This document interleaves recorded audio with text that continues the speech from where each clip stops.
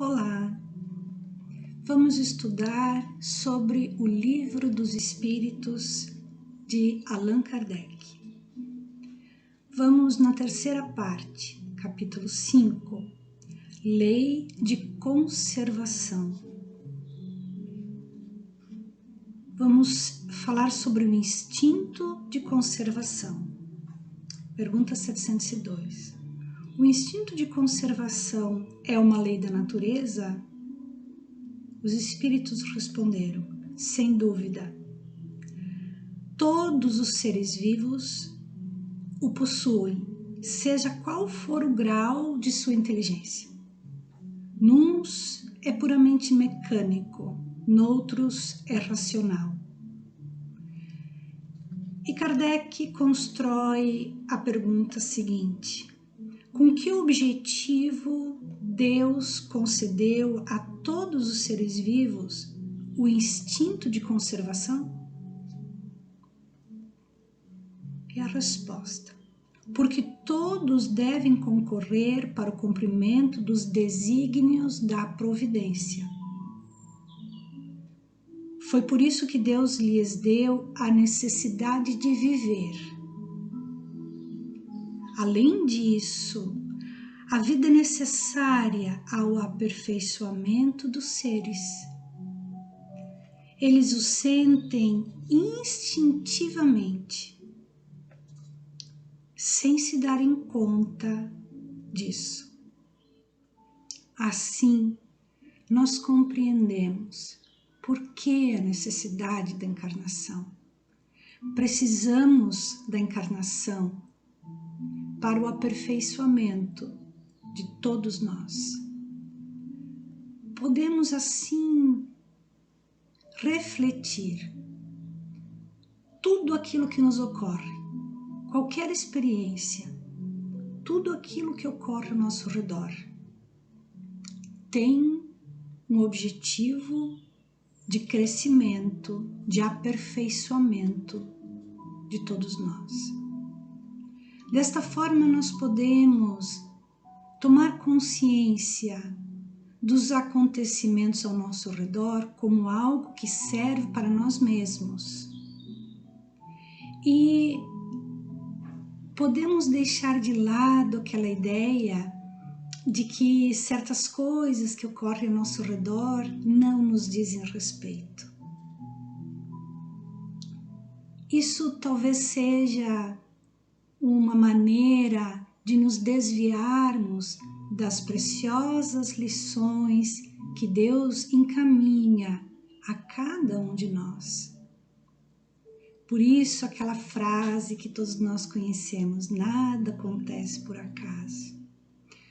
Tudo se origina de uma causa. E aquilo que nos ocorre veio daquilo que nós mesmos fizemos em outros tempos. Então a vida é uma bênção para todos nós, pois que se nada acontece por acaso, existe um ser ou seres, espíritos amorosos, dedicados em nos trazer aquilo que necessitamos, experiências que necessitamos para crescermos, para evoluirmos. Porém, nós vamos pular agora para o capítulo seguinte, que fala sobre a lei da destruição. E diz assim, a pergunta que Allan Kardec fez: já que a morte nos leva a uma vida melhor e nos livra dos males deste mundo, seria mais de desejar do que de temer. Por que então o homem sente instintivo horror por ela, a ponto de estar sempre apreensivo por sua causa? Estamos agora nesse tempo de pandemia e podemos perceber o pânico o horror realmente que todos nós temos diante da possibilidade da morte. No entanto, não esquecemos que para morrermos basta simplesmente estarmos vivos. A morte é algo que certamente acontecerá conosco. Então, nós passamos a nossa vida nos preparando para os acontecimentos próximos. Também nos preparamos para, quando ficarmos mais velhos, podermos contar com uma aposentadoria. Nós nos preparamos para as férias, nós nos preparamos para a viagem, nós nos preparamos para várias coisas, várias atividades. Estudamos em faculdades durante 4, 5, 6, 7 anos para conduzirmos-nos numa vida profissional, garantindo-nos condições financeiras adequadas ao nosso conforto. Mas esquecemos-nos de nos prepararmos para a nossa morte, e que é algo completamente natural, que certamente nos ocorrerá, sem sombra de dúvida. E o momento da morte é por conta da vontade de Deus. É Deus que determina o momento da morte. Então, dentro dos conhecimentos que temos, que o Espiritismo nos traz, aquela pessoa que tenha vivido a sua vida inteira abnegado de suas próprias vontades, dedicando-se ao bem, cultivando bons pensamentos, certamente, ao morrer, ao desencarnar, se sentirá liberto e mais feliz, porque não necessitará mais destas rudes provas que todos nós passamos e todas as necessidades que temos aqui em corpo físico.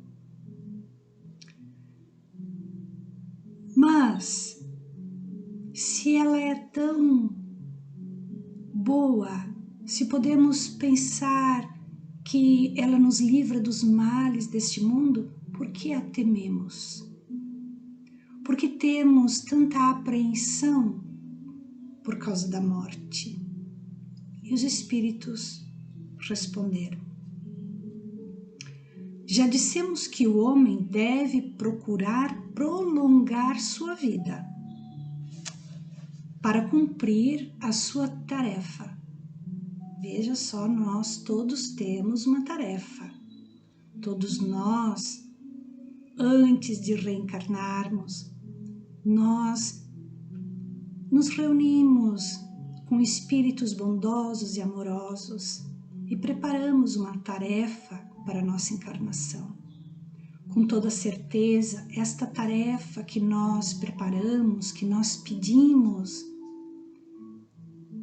para termos então as oportunidades, ela se refere àquilo que nós, quando desencarnados, observando o nosso próprio comportamento em tempos anteriores, em vidas anteriores, desejamos então uma nova oportunidade para que possamos evoluir exatamente naquilo em que nós erramos.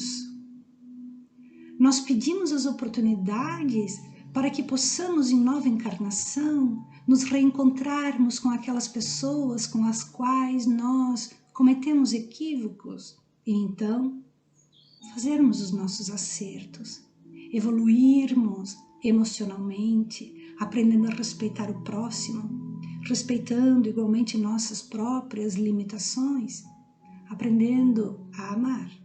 o grande ensinamento que Jesus nos deixou. A tarefa que nós temos é nos esforçarmos para, pouco a pouco, nos assemelharmos ao nosso Mestre Jesus. Foi por isso que Deus lhe deu o instinto de conservação. E esse instinto o sustenta nas provas. Este instinto nos dá as forças para enfrentarmos as provas.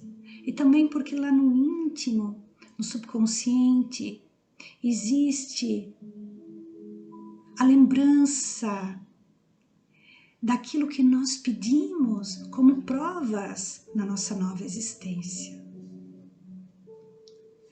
Se não fosse assim, muito frequentemente ele se entregaria ao desânimo. A voz secreta que o faz repelir a morte lhe diz que ainda pode fazer alguma coisa pelo seu progresso. O perigo que o ameaça é uma advertência, para que aproveite o tempo que Deus lhe concede. Aqui nós precisamos fazer um comentário, precisamos refletir sobre isso. O perigo que o ameaça em sua existência é uma advertência para que aproveite o tempo que Deus lhe concede. Mas, ingrato, o homem rende graças mais vezes à sua estrela do que ao seu Criador. Vejamos isso. Em que posição nós nos encontramos aqui? Estamos em pleno período de provação. Todos nós estamos passando por uma grave provação. E é exatamente desta maneira, porque é a maneira que nós necessitamos. Nós necessitamos deste tipo de chamado. Todos nós necessitamos aprender a refletir. Qual é o chamado?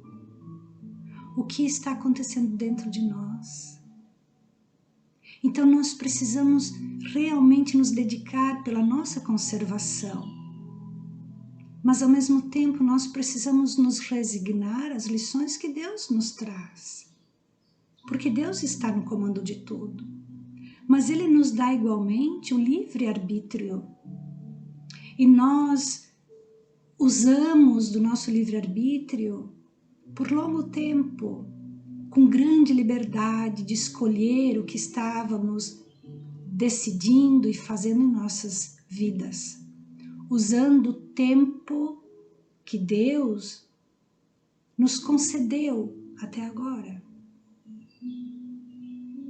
E certamente devido ao mau uso que estávamos fazendo do nosso tempo, Deus nos traz esta advertência, este perigo, como diz aqui, o perigo que o ameaça é uma advertência para que aproveite o tempo que Deus lhe concede.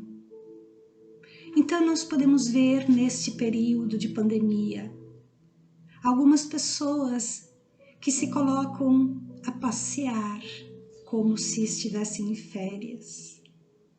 Outras se colocam a brigar como se fossem pessoas de maior importância do que os demais. Então nós estamos recebendo um convite grandioso em nossas vidas. E neste momento, todos nós somos convidados a unir não as nossas mãos corpóreas, porque Deus nos coloca em afastamento. Por quê? Porque Deus está nos convidando a nos unirmos em pensamento, em objetivos, em crenças, em comportamentos. Todos nós estamos aqui encarnados e devemos usar esse tempo precioso que Deus nos concede para fazermos o que Ele deseja que façamos e não para ficarmos fazendo aquilo que nós desejamos fazer. E teremos que empreender esforços até que os nossos próprios desejos, nossas próprias vontades sejam iguais àquilo tudo que Jesus exemplificou a nós. A pergunta seguinte: por que ao lado dos meios de conservação, a natureza também colocou os agentes de destruição? Podemos nos referir ao que está acontecendo agora, agentes de destruição. E a resposta nos surpreende. É o remédio ao lado do mal.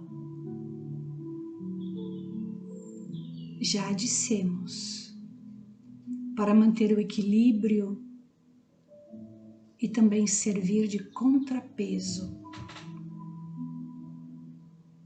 Bom, se os agentes de destruição, eles se tornam o remédio ao lado do mal, nós podemos entender que esta pandemia é um remédio e que o mal são os nossos pensamentos, as nossas atitudes, a maneira como nós estamos vivendo a nossa encarnação. Que remédio é esse que Deus envia para nós, que Deus permite a nós? Que remédio é esse? E que uso nós estamos fazendo desse remédio? Nós precisamos nos questionar, precisamos refletir sobre isso, porque certamente estas situações, elas permanecerão, estas provas, enquanto elas nos forem necessárias. Porque o objetivo de nossa encarnação não são as conquistas materiais, são as conquistas morais e espirituais. Deus está no comando de tudo e enviou seu Filho Jesus para ser o nosso exemplo, para mostrar para nós como é que nós devemos nos comportarmos, para nos mostrar como é que nós devemos reagir, agir, pensar, sentir, como nós devemos usar o tempo que Deus nos concede. Então, esses agentes de destruição, eles servem para manter o equilíbrio e servir de contrapeso. Vamos meditar sobre isso. Qual é esse desequilíbrio todo que nós todos construímos nos últimos tempos para que fosse necessário a nós um remédio como este, agente destruidor que vem avançando sobre toda a humanidade. Isto não é um mal eterno, é um mal apenas temporário, porque o nosso espírito não é mortal como é o nosso corpo físico. O nosso espírito é eterno. Nós temos a eternidade pela frente. Nós todos tivemos um início. Nosso espírito teve um início. Mas nós temos a eternidade agora pela frente. Uma encarnação. É como se fosse uma vírgula dentro de um livro imenso. Então, nós podemos expandir os nossos olhos para ver mais adiante. Vamos tirar os nossos olhos dentro desse limite do início desta encarnação até o final desta encarnação. Vamos tentar imaginar que já tivemos milhares de vidas até agora e teremos ainda milhares daqui para frente, e que cabe a cada um de nós tomarmos decisões acertadas.